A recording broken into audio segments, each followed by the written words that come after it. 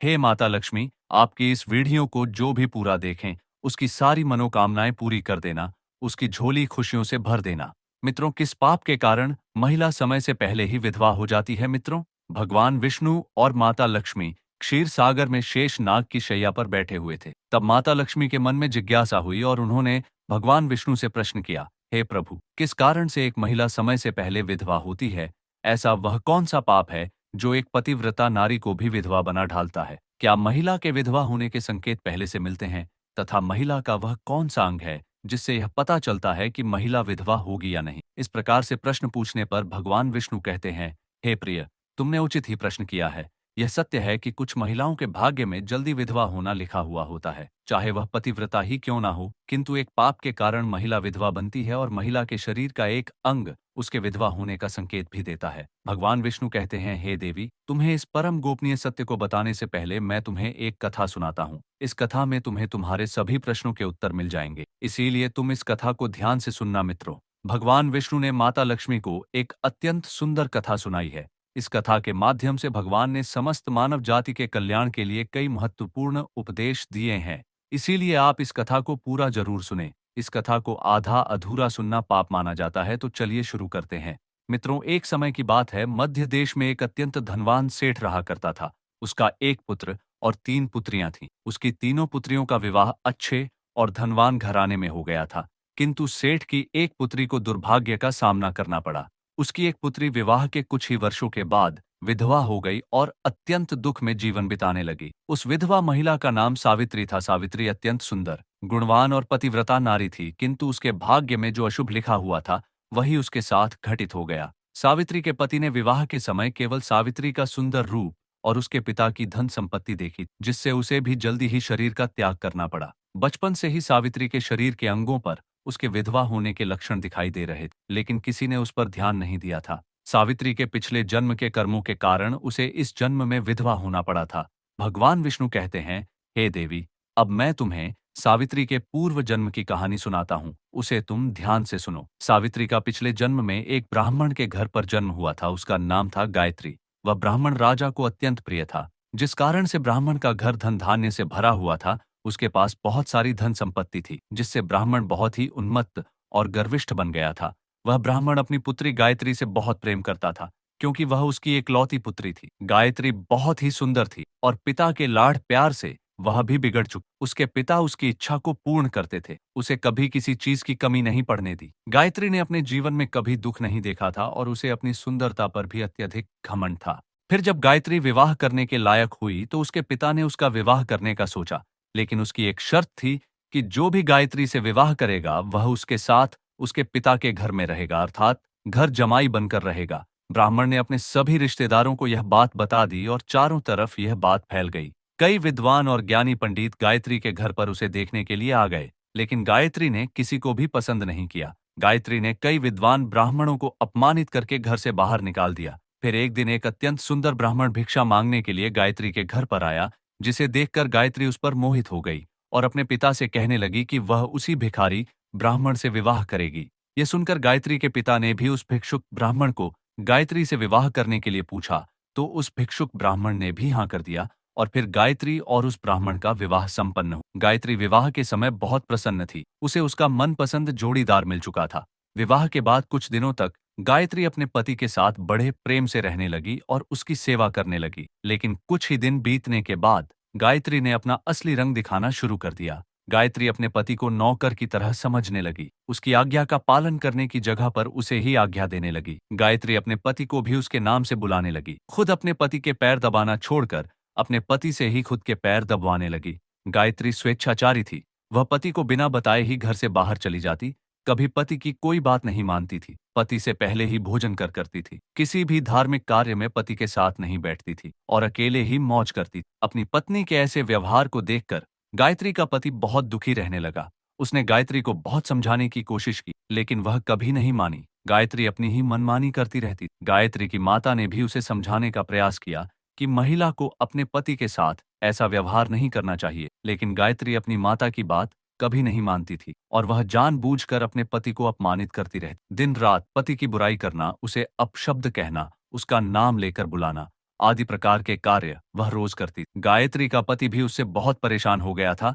फिर एक दिन उसने बहुत विचार किया और गायत्री को छोड़कर जाने का निश्चय किया। गायत्री का पति बिना किसी को बताए ही अपने घर को छोड़कर चला गया। उसने गायत्री का त्याग कर दिया और वन में जाकर तपस्या करने लगा, क्योंकि शास्त्र यही कहते हैं कि बुद्धिमान मनुष्य को दुष्ट और स्वेच्छाचारी पत्नी का त्याग कर देना चाहिए, अन्यथा वह भी उसके पाप का भागीदार बनता है। गायत्री का पति वन में जाकर तपस्या करने लगा। गायत्री ने भी अपने पति को खोजने की कोशिश नहीं की और बड़े मौज से अपने ही घर में रहने लगी। गायत्री की माता ने उसे बहुत समझाया कि वह अपने पति से विनती करके उसे वापस घर पर लेकर आए, लेकिन गायत्री कहाँ जाने दो। माता, वैसे भी मेरा भीख मंगा पति किसी काम का नहीं है।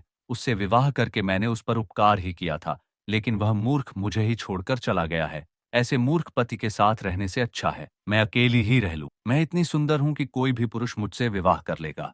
गायत्री की ऐसी बातें सुनकर उसकी माता भी दुखी रहने लगी।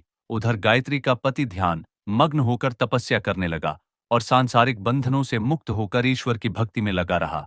फिर कुछ दिनों बाद गायत्री के पिता के साथ अशुभ घटना घटी। उसे राजमहल में चोरी करते हुए सिपाही ने पकड़ लिया और राजा को इसकी खबर दी। राजा उस पर बहुत क्रोधित हुए और उसका सारा धन संपत्ति छीनकर उसे कारागृह में ढाल दिया। सब कुछ छीन जाने के कारण गायत्री बहुत गरीब हो गई। उसकी माता और गायत्री अब दूसरों के घर पर काम करने के लिए जाने लगे। गायत्री के पिता तो कारागृह में बंद थे, तो उसे और उसकी माता को सारा काम करना पड़ रहा था।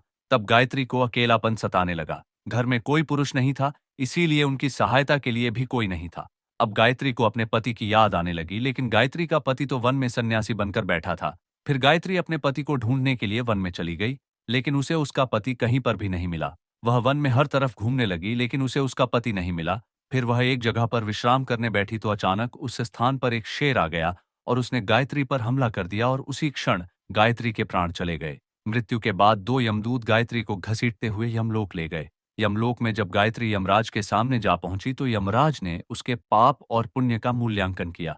यमराज कहने लगे, यह तो अत्यंत पापी महिला है। इसने कभी अपने पति का सम्मान नहीं किया। इसने बार बार केवल अपने पति का अपमान ही किया है। यह उसका नाम लेकर बुलाती थी और अपने पति के साथ नौकर की तरह व्यवहार करती थी। ऐसी दुष्ट महिला को तो नरक में भेजना चाहिए। फिर गायत्री नरक में चली गई। अनेक वर्षों तक नरक में सजा भुगतने के बाद गायत्री को अपने पूर्व जन्म के कर्मों का प्रायश्चित करने के लिए फिर से मनुष्य जन्म प्राप्त हुआ। जो पाप गायत्री ने किए थे, उसी पाप के कारण गायत्री के शरीर पर विधवा होने के लक्षण प्रकट हुए थे। भगवान विष्णु कहते हैं, हे देवी, अब मैं तुम्हें उन चिन्हों के बारे में बताता हूं जिस महिला के अंग पर ऐसे चिन्ह प्रकट होते हैं, वह महिला समय से पहले विधवा होती है। भगवान विष्णु ने विधवा स्त्री के लक्षण बताए हैं। यदि किसी महिला के पैर पसीने से रहित हो, उस पर नसें दिखाई ना देती, उसके पैर चिकने तथा कोमल हो, तो वह महिला सुख भोगने वाली तथा ऐश्वर्यशाली नहीं होती। यदि महिला के पैर का अंगूठा घोल मांसल हो, तो वह महिला पतिव्रता एवं ऐश्वर्यशालिनी होती है। यदि महिला के पैर के अंगूठे पर नसें दिखाई देती हो, तो वह दुर्भाग्य से युक्त व्यभिचारिणी होती है। बहुत छोटे अंगूठे वाली महिला क्लेश करने वाली और दुख भोगने वाली होती है। अंगूठा यदि छपता हो, तो वह महिला गर्भ धारण क्षमता में दुर्बल हो। यदि किसी महिला के पैर की तर्जनी उंगली अंगूठे से भी बड़ी हो, तो वह स्वच्छंद कामचार अर्थात अनेक पुरुषों से संबंध बनाने वाली हो। यदि किसी महिला के पैर की उंगलियां परस्पर मिली हुई हों, एक दूसरे के नजदीक हो, उंगलियां गोल एवं सीधी हों और नाखून पतले एवं छोटे हों, तो वह ऐश्वर्यशालिनी होती है और ससुराल में सुख भोगती है। अब मैं विधवा महिला के पैर के लक्षण बताता हूँ। यदि किसी महिला के पैर का अंगूठा बहुत बड़ा हो और आगे से गोल हो, उसके नाखून टेढ़े मेढ़े हों, अंगूठे पर नसें दिखाई देती हो, तो उस महिला के विधवा होने के योग बनते हैं। यदि महिलाओं की दाईं आंख बहुत बड़ी हो, तो वह मृत्यु पर्यंत दुख भोगने वाली होती है। और यदि महिला के पैर मांस रहित हो, तो ससुराल के भाग्य को नष्ट कर देती है। यदि किसी महिला के पैर की अनामिका उंगली बाकी उंगलियों की तुलना में बहुत छोटी हो, तो वह कलह करने वाली और घर के वातावरण को असहनीय बना देने वाली होती है। यदि किसी महिला के पैर की मध्यमा उंगली अर्थात बीच की उंगली ज्यादा लंबी हो, तो वह विवाह के लिए अयोग्य होती है। जो महिला चलते समय पैर पटकते हुए चलती और धम धम आवाज करती हो, तो वह अपने पति का विनाश करने वाली हो। भगवान विष्णु कहते हैं, हे देवी, इन्हीं लक्षणों के कारण सावित्री समय से पहला विधवा हुई। पिछले जन्म के कर्मों के कारण ही महिला के विधवा होने के योग्य बनते हैं। जो महिला अपने पति का अपमान करती है, उसका नाम लेकर बुलाती है तथा उसके भोजन करने से पहले ही भोजन करती है, तो वह महिला निश्चित ही समय से पहले विधवा होती है।